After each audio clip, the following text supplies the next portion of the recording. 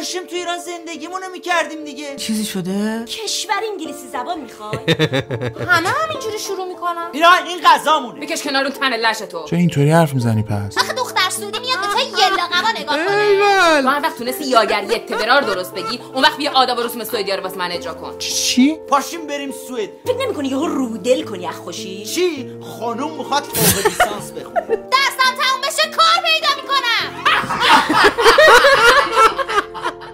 نمایش روز دروغ، نویسنده و کارگردان یعقوب کشاورز، زمان 9، 10، 16 و 17 فوریه ساعت 18، مکان استکهلم تنستا بلوهوست، تلفن رزرو بلیت 072 939 54 50، تهیه بلیت در رستوران زعفران و رستوران ونک، بهای بلیت 150 کرون.